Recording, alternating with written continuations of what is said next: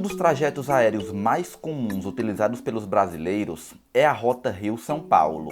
O valor da passagem aérea varia entre R$ 200 a R$ 1.700.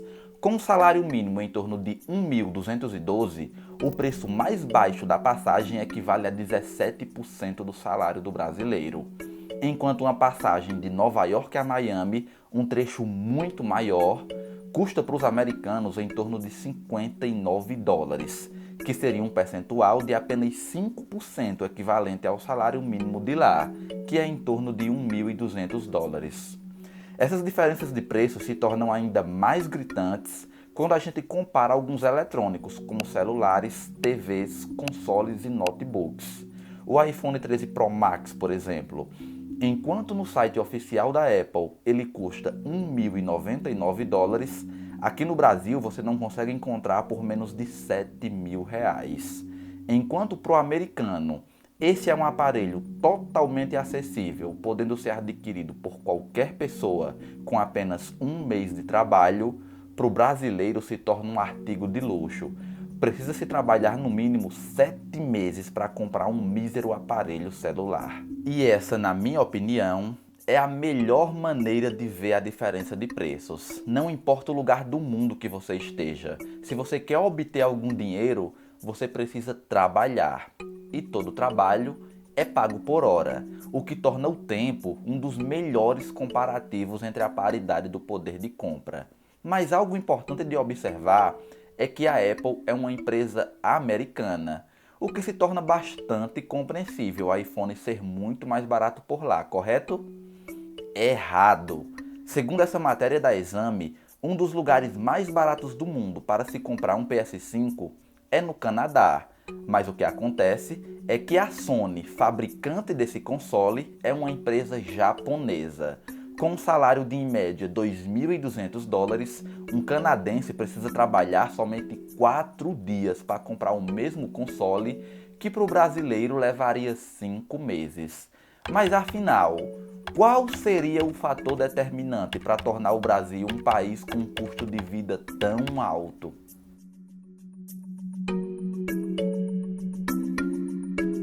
Se você quer aprender a ganhar em dólar trabalhando exclusivamente pela internet, assim como eu, confere o primeiro link da descrição.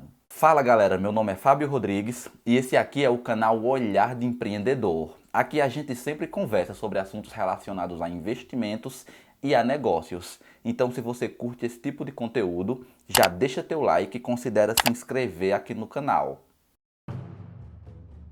Dentre todos os países do mundo, o Brasil é o maior em riquezas naturais. Um país de dimensões continentais, líder em diversas áreas de exportações, como a de soja.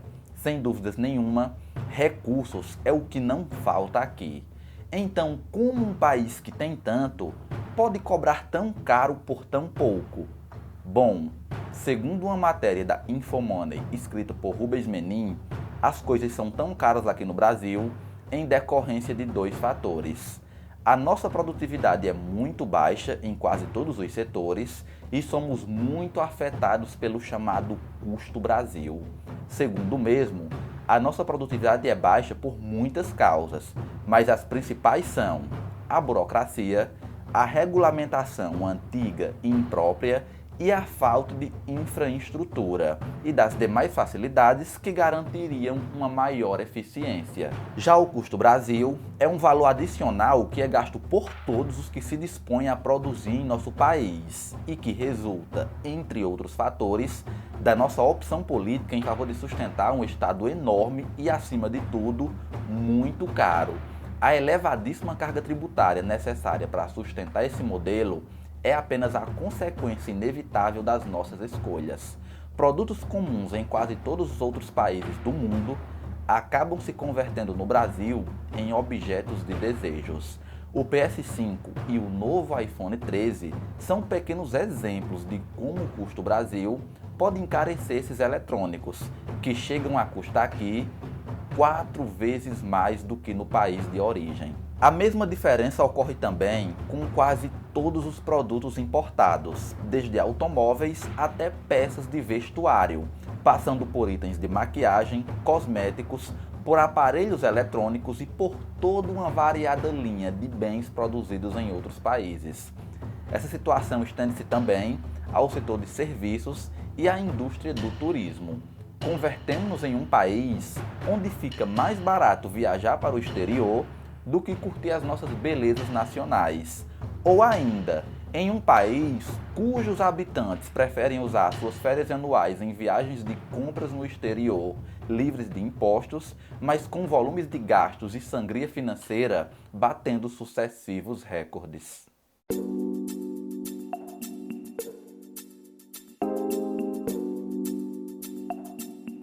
O termo Custo Brasil apareceu pela primeira vez num seminário promovido pela Confederação Nacional da Indústria, CNI, em 1995. Já naquela ocasião, com praticamente um ano de plano real, os empresários alertavam sobre a necessidade de uma reforma tributária que eliminasse os impostos cumulativos vigentes nas esferas federal, estadual e municipal. A história mostra que, 26 anos depois, o problema não só não foi resolvido, como também se agravou. Uma prova disso é a saída da Ford aqui do Brasil, que decidiu, no começo de 2021, fechar 3 fábricas em 3 estados brasileiros. E um dos principais motivos foi o Custo Brasil.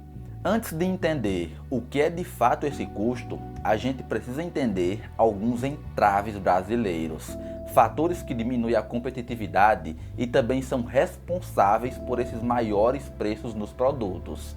O primeiro deles, que eu vou destacar, é os impostos.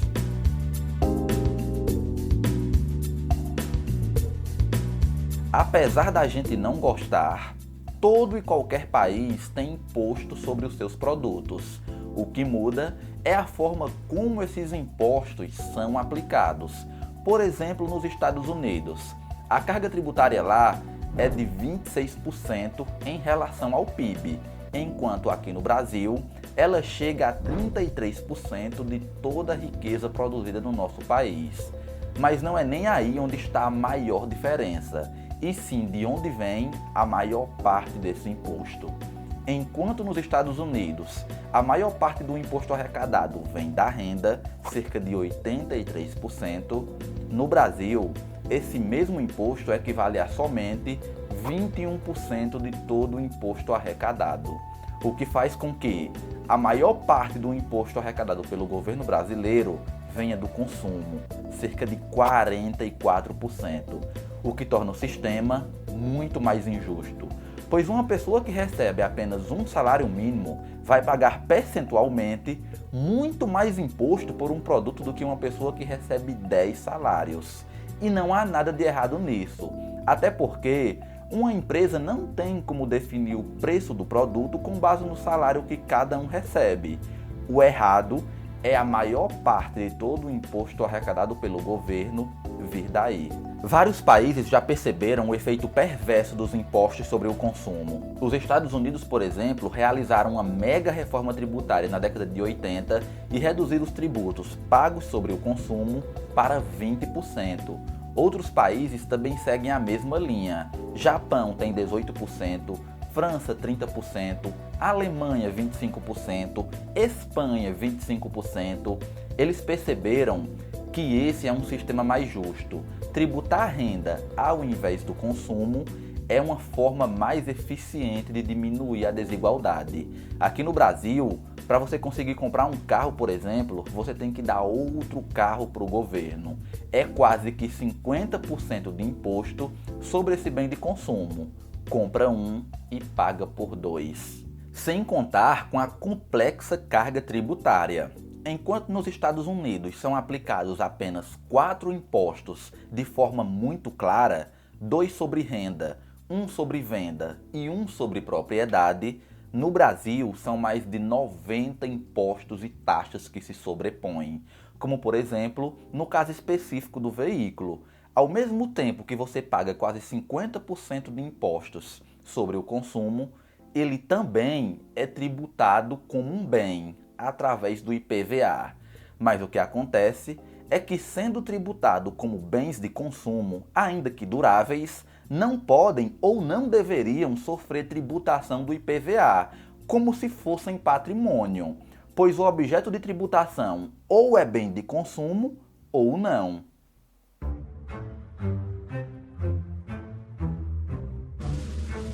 Um outro grande fator responsável por diminuir a competitividade e elevar os preços é a logística do Brasil.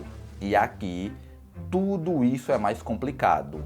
Enquanto nos Estados Unidos a maior parte da logística é feita através de linhas férreas e muito mais integradas com portos, aeroportos, estradas e até dutos, no Brasil a maior parte da logística é feita quase que integralmente pelas estradas, que são por muitas vezes precárias e de péssima qualidade, o que com certeza eleva muito o preço final do produto. Transportar 1.000 toneladas via trem custa R$ 43 por quilômetro.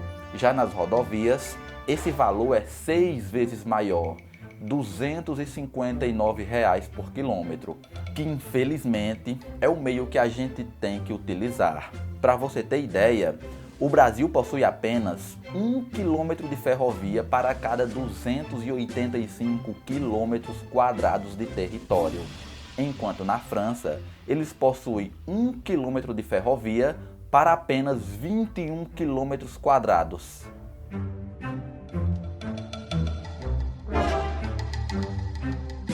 Todos esses são fatores que são levados em conta na hora de definir o preço do produto. E também são os principais entraves que elevam o custo Brasil. Na prática, o custo Brasil eleva o preço do produto e a margem de lucro de quem está vendendo. Parece um absurdo, mas a maioria das empresas só aceitam vender aqui no Brasil se elas tiverem um retorno muito maior.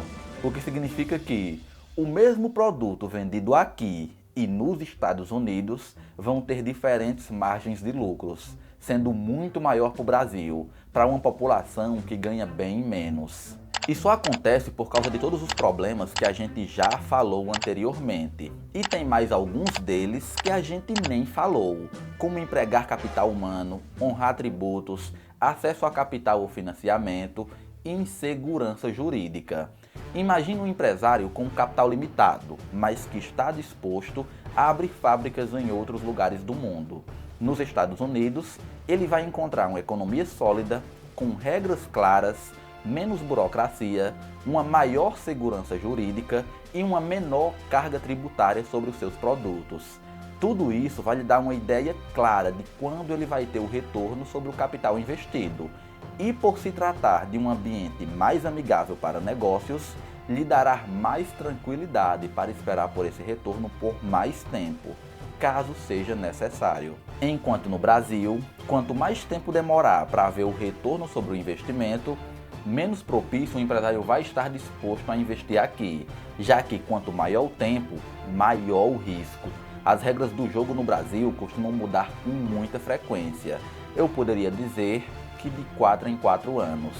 E a única forma de diminuir esse risco é diminuindo o tempo sobre o retorno do investimento. E a única forma de diminuir esse tempo é aumentando a margem de lucro. Segundo um estudo feito pelo Movimento Brasil Competitivo e o Ministério da Economia, esse conjunto de ineficiências, empregar capital humano, honrar tributos, dispor de infraestrutura, acesso a capital humano e a insegurança jurídica retira cerca de 1,5 trilhões de reais por ano das empresas. É um valor equivalente a 22% do nosso produto interno bruto. O risco Brasil é real e ele retira sim muito dinheiro das empresas. Segundo as agências classificadoras de risco, a chance do Brasil dar errado é em torno de 20%, enquanto nos Estados Unidos essa mesma chance é de apenas 0,3%, o que no fim faz a gente ter muito menos empresas. Com poucas empresas, existe uma baixa concorrência e nenhum incentivo para diminuir os preços.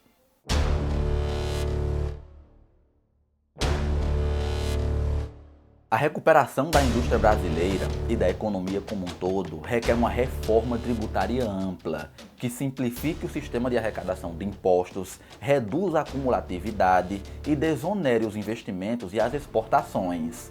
No Brasil, existe um arcabouço de regras federais, estaduais e municipais que já reúnem quase 400 mil normas e leis nos últimos 30 anos.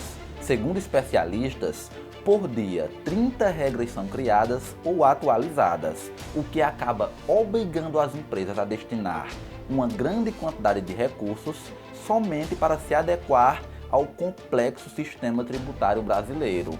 Recursos esses que poderiam ser usados em inovação, pesquisa e qualificação de mão de obra. É igualmente necessário fazer uma reforma administrativa que modernize o Estado, controle a expansão dos gastos com o pessoal e melhore a qualidade dos serviços prestados à população. É indispensável ainda a aprovação de reformas tributárias, de novos marcos regulatórios para as áreas de infraestrutura e de meio ambiente. Também precisamos de uma política industrial que promova a inovação e o desenvolvimento tecnológico das empresas, incentive especialmente os setores que produzem bens de alta complexidade e seja capaz de reverter o acentuado processo de desindustrialização do país. É inegável que o Brasil é realmente um país muito caro quando se trata de preços de produtos industrializados, principalmente os importados de fora. Mas eu quero terminar esse vídeo aqui com uma visão muito mais otimista em relação ao nosso país. Diferente do que muita gente pensa, o Brasil é sim um ótimo país para se viver. Ele é um péssimo país para se ter esses produtos que pra gente são considerados como artigos de luxos. Mas quando se trata de qualidade de vida em relação à comida, moradia, água potável, educação e até mesmo saúde, o Brasil está à frente de muitos outros países, inclusive os Estados Unidos. Apesar da gente reclamar do nosso sistema de saúde aqui, pelo menos a gente tem um sistema de saúde. O SUS é referência em quase todo o mundo. Nos Estados Unidos, as pessoas quando passam mal evitam chamar até mesmo a ambulância, pois só o custo dela vir até você te atender é em torno de $1.000. Pergunte a quem já morou lá e você vai ver que o custo de vida é realmente muito mais caro. E eu não estou falando de eletrônicos, e sim de coisas que realmente importam, como alimentação e moradia, por exemplo. Comida nos Estados Unidos é considerado artigo de luxo. Frutas são caras, proteínas também. Aqui no Brasil, essas coisas são muito mais acessíveis à população comum. Enquanto nos Estados Unidos, a população comum vive de fast food. Fast food são produtos industrializados e por isso são baratos por lá.